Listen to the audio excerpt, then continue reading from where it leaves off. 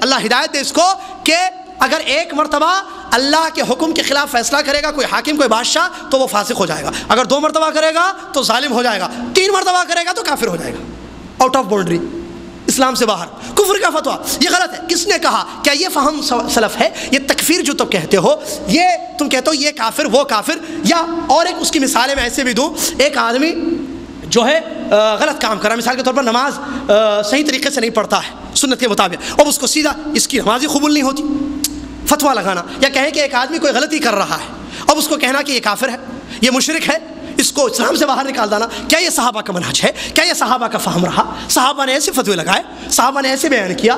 نہیں۔ اس لیے ہر چیز میں ضرورت ہے فہم السلف کی، ہر چیز میں منہج صحابہ دیکھنا ہے، چیک کرنا ہے کہ صحابہ نے کیسے سمجھا قرآن و حدیث کو، کیا ہم اس طریقے سے سمجھ رہے ہیں؟ اگر نہیں سمجھیں گے تو گمراہ ہوں گے۔ آج کتنے بڑے بڑے پرابلمس، کتنی بڑی بڑی پریشانیاں ایک ایک موضوع کو لے کر دیے۔ جہاد کا مسئلہ دیکھیے، جہاد کے بارے میں کیسے کیسے عقیدے، پکڑو مارو، قرآن میں اللہ نے کہا پکڑو چھپ کے رہو، پکڑو مارو، ہندو کو پکڑنا مارنا کاٹنا، جہاں ملے کاٹنا، اچھا رہو کیسا بھی رہو، پکڑنا کاٹنا، یہی جہاد ہے۔ جہاد کا مفہوم آج کیا ہے اور کیسا اس کا، کیا صحابہ کا فہم ایسا رہا؟ کیا صحابہ نے ایسے سمجھا جہاد کو؟ قرآن میں جس جہاد کا ذکر ہے، حدیثوں میں جس جہاد کا ذکر ہے، اس کے لیے کیا کنڈیشنز ہے، کیا شروط ہے، کیا اصول ہے جو کتاب و سنت کی روشنی میں علماء کرام نے درج کیے ہیں، تصنیف کی۔ علامہ البانی رحمۃ اللہ رحم فرمائے کیسی زبردست تفصیل سے انہوں نے لکھا ہے اپنی کتاب میں کہ جہاد کے لیے ان چیزوں کا ہونا ضروری ہے۔ آج دماغ سے ان کو سمجھا جا رہا ہے، قرآن کی سورہ انفال کی آیتوں کو دماغ سے سمجھ کر کہ ظاہری معنی لے کر اس کا فتووں پر فتوے دیے جا رہے ہیں کہ کاٹنا مارنا ضروری ہے وغیرہ وغیرہ۔ کہنے کا میرا مقصد، یہ مثالیں ہیں، پوائنٹ میرا یہ ہے جو بتانا ہے کہ فہم السلف ضروری ہے نجات کے لیے۔ اگر ہم چاہیں سیدھے راستے پر ہو تو ضروری ہے ہم کتاب و سنت کو ویسے سمجھیں جیسے صحابہ نے سمجھا ہے، تفسیر اور مفہوم وہ لیں جو صحابہ نے لیا ہے۔ اور اس کی وجہ یہ بھی ہے جیسا کہ علماء نے ذکر کیا ہے، ہم اہل التنزیل، وہ لوگ اس زمانے میں رہے جس زمانے میں قرآن اترا، وہ لوگ اس زمانے میں تھے جس زمانے میں یہ حدیثیں پیش ہوئی۔ نبی علیہ الصلوۃ والسلام پر جب قرآن کی آیتیں اترتی تھیں، اس زمانے کے لوگ کون ہیں؟ صحابہ۔ نبی علیہ الصلوۃ والسلام حدیثیں جب بتاتے تھے، ایسے کرو ایسے، بہت ساری حدیثیں کس کے سامنے بیان ہوئی ہیں؟ صحابہ۔ اور وہ اہل اللغہ ہیں، اہل فصاحہ و بلاغہ، عربی زبان فصیح بلیغ جاننے والے، آیتوں کا مطلب مفہوم معنی اس کی تفسیر ہم سے زیادہ سمجھنے والے وہ لوگ، لہٰذا وہ ہم سے زیادہ دین سمجھتے ہیں، ان کے طریقے پر سمجھنا ضروری ہے۔ اسی طریقے سے چونکہ یہ لوگ شاگرد رہے اللہ کے نبی محمد صلی اللہ علیہ وسلم کے، قرآن کی تعلیم صحابہ کو کس نے دی؟ جواب، نبی محمد صلی اللہ علیہ وسلم۔ کس نے سمجھایا قرآن کی آیتیں صحابہ کو؟ تفسیر کس نے بتائی؟ نبی صلی اللہ علیہ وسلم نے۔ حدیثیں نبی علیہ الصلوۃ والسلام نے کس کو سکھائے؟ صحابہ کو جو حدیثیں ملی، جو حدیثوں کو انہوں نے سمجھا عمل کیا، سکھانے والے ان کے معلم ان کے مدرس کون تھے؟ محمد صلی اللہ علیہ وسلم۔ کیا ان کی تعلیم میں کوئی غلطی ہو سکتی ہے؟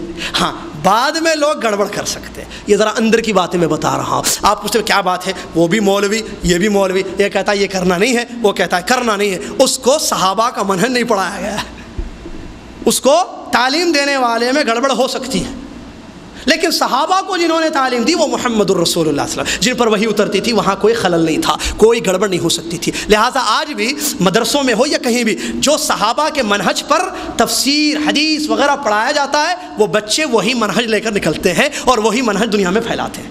اور جن کو منہج ہی غلط دیا جائے، فاؤنڈیشن شروع سے، ارے یہ حدیث ہے نا مول صاحب، بخاری کی حدیث پڑھ رہا ہے، نہیں یہ اس کا مطلب دوسرا ہے، دوسری حدیث پڑھو تم، یہ آیت کی تفسیر ابن کثیر نے لکھی ہے نا، یہ نہیں اس کا مطلب دوسرا ہے، اس کا مطلب دوسرا ہے، مطلب پڑھو یہ ہمارے طریقے کی ہٹ کرے، یہ ان کا طریقہ ہے، پڑھو۔ منہج بچپن سے فاؤنڈیشن گڑبڑ کیا، اب وہ عالم مولوی بن کر نکلتا ہے اور سمجھتا ہے کہ میں حق پر ہوں۔ اللہ جب ہدایت دیتا ہے تو پھر وہ بولتا ہے جو بولنا چاہیے۔ ایسے لوگ موجود ہیں جن کو اللہ نے ہدایت دی اور انہوں نے کہا، تعجب کی بات ہے بخاری کی یہ حدیثیں ہم کو نہیں معلوم تھی، ہم خاندانی جو ہے علماء، ہمارا خاندان عالم، ہمارے چاچا عالم، ہمارے دادا عالم، ہمارے باپ عالم، اور ہم نے پڑھا اور یہ کہا کہ وہ حدیث نہیں مانوں گا میں جو حدیث میرے طریقے پر نہ ہو۔ جوش میں آ کر اتنے جملے کہہ دیے، اور جب اللہ نے ہدایت دی تو غور کیا، تعجب کیا، منہج سب سمجھ میں آ گیا، صحابہ کا منہج اپنا لیا، کہا کہ تعجب ہوتا ہے اس زندگی پر ہماری، جب ہم کو یہ منہج کلیئر نہیں تھا، ہم پڑھ چکے ہیں، درس دے چکے ہیں، لیکن یہ حدیث ایسے لگتا ہے یہ حدیث ہم نے پڑھی ہی نہیں ہے، ہمارے سامنے سے گویا کہ نہیں، بلوغ المرام کی حدیث ہے، بلوغ المرام کی صاحب محدث، بلوغ المرام کی حدیث ہے، چچا کے پاس جاتے، وہاں جاتے کہ کیا ہے یہ حدیث ہے، کہا نہیں یہ حدیث ہمارے طریقے کے خلاف ہے، نعوذ باللہ من ذالک۔ منہج پڑھایا جائے، منہج دماغوں میں ٹھوس آ جائے، بتایا جائے صحابہ کے طریقے سے کتاب و سنت کو سمجھنا ہے، فہم دیا جائے تو بچہ نکلے گا، دنیا کو صحیح فہم دے گا، دنیا کو صحیح منہج دے گا۔ آج چونکہ فاؤنڈیشن میں خرابی ہے، ان کو وہی منہج دیا جاتا ہے جو ان کو دیا گیا، غلط منہج، صحابہ کے خلاف کسی اور طریقے کا منہج، کسی اور طریقے کا فہم، لہٰذا وہ خود بھٹک گئے اور دوسروں کو بھی بھٹکا رہے ہیں اور ضلالت پھیلتی جا رہی ہے۔ لہٰذا وہ موجودہ دور کی سب سے بڑی ضرورت یہ ہے کہ ہم اپنے منہج کو چیک کریں، صحیح ہے، قرآن برحق ہے، حدیث برحق ہے، ہمارا ایمان ہے، لیکن سوال یہی کیا ہم صحابہ کے جیسے سمجھ رہے ہیں اللہ کی کتاب کو؟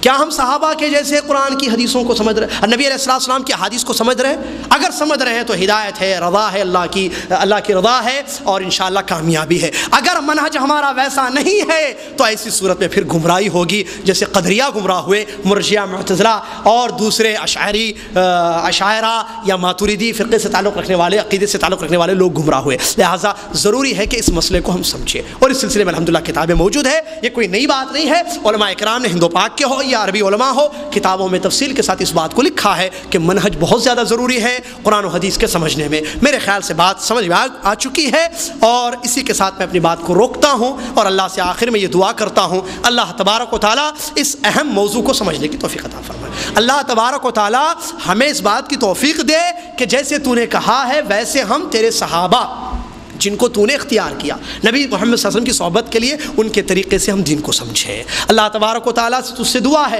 کہ قرآن کی تفسیر ہم وہ لیں جو اللہ کے نبی محمد صلی اللہ علیہ وسلم نے اپنے صحابہ کو سکھائی۔ اللہ تجھ سے دعا ہے تو ہم کو توفیق عطا فرمائے کہ ہم احادیث کا مفہوم بھی وہ لیں جو مفہوم تیرے نبی محمد صلی اللہ علیہ وسلم نے اپنے ساتھیوں کو سکھایا، اپنے صحابہ کو سکھایا۔ اللہ منہج صحیح اپنانے کی توفیق عطا فرما اور اس پر جما دے اور اسی پر ہماری موت آ جائے، آمین۔ اللہ مناہج باطلہ اور مفاہیم خاطئہ، غلط مفہوم، غلط منہج جو جہنم کے لے جانے والے ہیں اور راستے جس کے الگ ہیں صراط مستقیم سے، اللہ ان منہجوں سے ہم کو دور کر دے، اللہ ان منہجوں سے، ان مفاہیم سے، ویسا دین سمجھنے سے، ویسے دین پر عمل کرنے سے ہم کو دور رکھ دے۔ ہمارے نوجوانوں کی حفاظت اللہ فرما۔ واللہ تکلیف ہوتی ہے، قسم اللہ کی کہہ رہا ہوں، تکلیف ہوتی ہے جن بچوں کو ہم نے دیکھا صحیح منہج پر تھے، صحیح طریقے پر تھے، لیکن چونکہ علم کی کمی تھی، وہ پڑھ نہیں رہے تھے، اسٹڈی نہیں کر رہے تھے، اپنے آپ کو صحیح نہیں رکھ رہے تھے، ان کو غلط گائیڈ کر دیا گیا، بھٹک گئے۔ 1 سال کے اندر ہندوستان جا کر دیکھنے میں آیا ہمارے نوجوان بھٹک گئے، چلے گئے غلط راستوں پر۔ کہا کہ نہیں، ہمارا نام صرف مسلمان ہے، کوئی اور ہمارا نام نہیں ہے، سارے نام بدعتی نام، سارے نام کفری نام، اور عقیدے غلط، جو بیعت نہیں کرے گا وہ کافر ہو کر مرے گا، نعوذ باللہ۔ واللہ العظیم یہ عقیدے آنکھوں سے میں نے دیکھے، کانوں سے میں نے سنے، ان نوجوانوں کے مہدی پٹم وغیرہ کے، جن نوجوانوں کو ہم نے 1 سال پہلے دیکھا تھا صحیح تھے، گڑبڑ نہیں تھی عقیدوں میں، اور ان کی زبانوں سے غلط باتیں نہیں نکلتی تھی، صحیح باتیں نکلتی تھی، لیکن منہج غلط دکھا دیا گیا، غلط راہ، غلط وے دکھا دیا گیا، اسلام کو سمجھنے کے لیے گمراہ ہو گئے اور آج کفر کے فتوے لگا رہے ہیں، آج بھٹک گئے صراط مستقیم سے۔ لہذا بچائیے اپنے آپ کو، اپنے گھر والوں کو غلط راہوں سے، غلط منہجوں سے اور غلط افکار سے، غلط مفاہیم سے سیدھا منہج دیں اور صحیح راستے پر جما کے رکھیں۔ اس کے لیے اسٹڈی کریں۔ علماء کرام ماشاءاللہ آپ کے شہر میں موجود ہیں، اللہ جزائے خیر شیخ منیر قمر حفظہ اللہ کو، ان سے استفادہ کریں اور اپنے آپ کو اس پر جما کے رکھیں اور ہر قسم کی گمراہیوں سے اللہ کی پناہ طلب کریں۔ اللہ سے دعا ہے اللہ تبارک و تعالیٰ جو کچھ کہا گیا ہے اللہ تبارک و تعالیٰ مجھے پہلے، اس کے بعد دوسروں کو، سب کو سمجھنے کی توفیق عطا فرما۔ اللہ رب العالمین ہم کو اس پر عمل پیرا ہونے کی بھی توفیق عطا فرما دے، آمین۔ وآخر دعوانا الحمد للہ رب العالمین، والسلام علیکم ورحمۃ اللہ وبرکاتہ۔